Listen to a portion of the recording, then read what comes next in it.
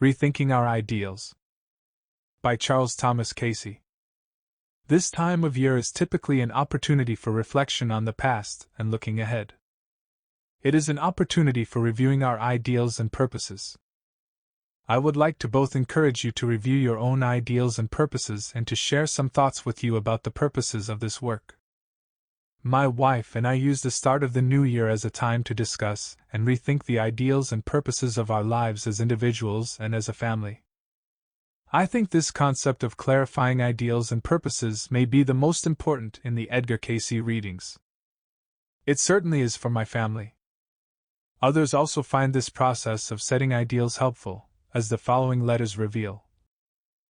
The Cayce readings have had an important influence on my personal theology for the last 15 years.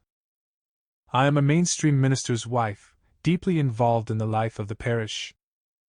Mainstream church members where I have been do not tend to accept any discolorment of their theology. Sharing amongst my home congregation is difficult, nearly impossible. After searching and finding my ideal, doors opened for me to write a natural, unrefined diet, fat and sugar-free cookbook. Real food. I am continually reevaluating the work of my cookbook against my ideal and feel assured it is of God. I am likewise assured the influence of Cayce's work on my theology is in full accord with Scripture. Not only do I evaluate, using Scripture yardsticks, but I use my ideal as well. This makes for good self-esteem and self-worth, regardless of other daily opportunities. Thanks for being there, and keeping the doors open. When I joined the ARE 2.5 years ago, I thought I would never understand what Edgar Cayce was saying. I was brought up with no religious training whatsoever, but somehow the material interested me. Little by little I began to understand in bits and pieces. I began meditating and set the Christ consciousness as my ideal even though I had no idea what it was. It's surprising but true that even though I consciously didn't understand much of what I was reading, my subconscious was not idle. It was busy sorting out and storing all this information. After some months I noticed something new happening to me. I think the clarifying of ideals is also important for us as an association. The readings suggest that what we hold in mind as individuals regarding the association influences the directions of work. Hence you speak of the spirit of America, of Germany, of the Nordic people, of the Mayan, of the Celtic, or what not. These are influences that have taken shape in the realms beyond matter, yet influence same, with as much of a body as the mind has builded. So with your association, you are taking body, soul. With the incoming of the present members you are forming policies, you are forming purposes. Do not deviate from your ideal.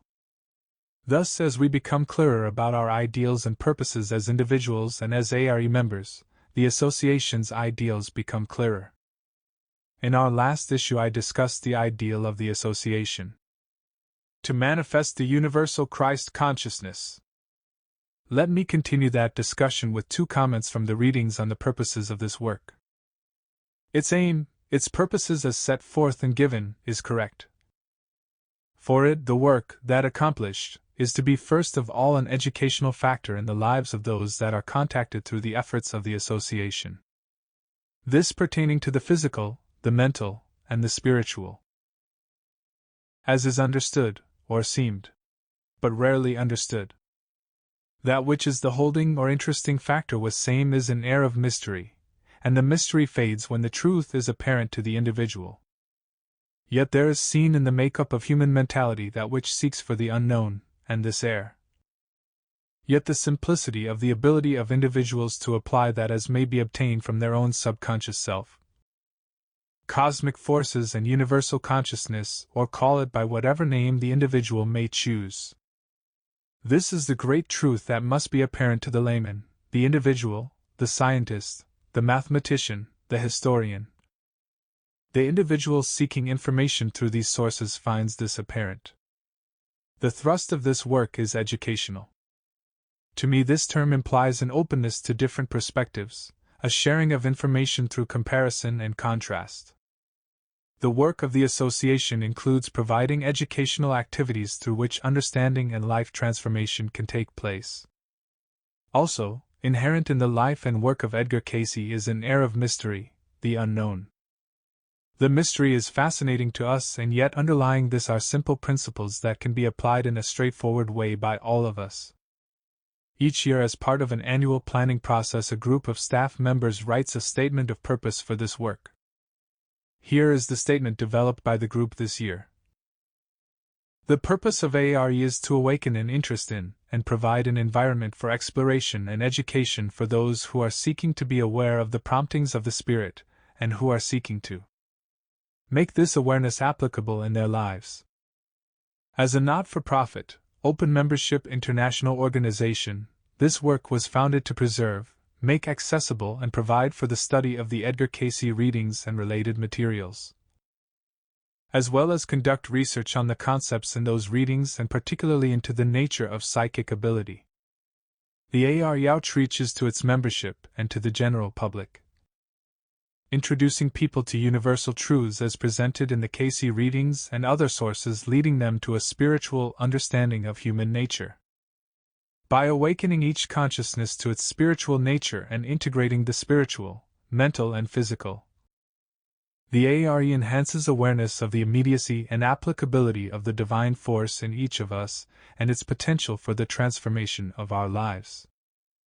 I hope you will consider using the new year to reflect on your own ideals and those of the association. Let me know if you find it helpful. My family and I wish each of you a peaceful, joyous new year.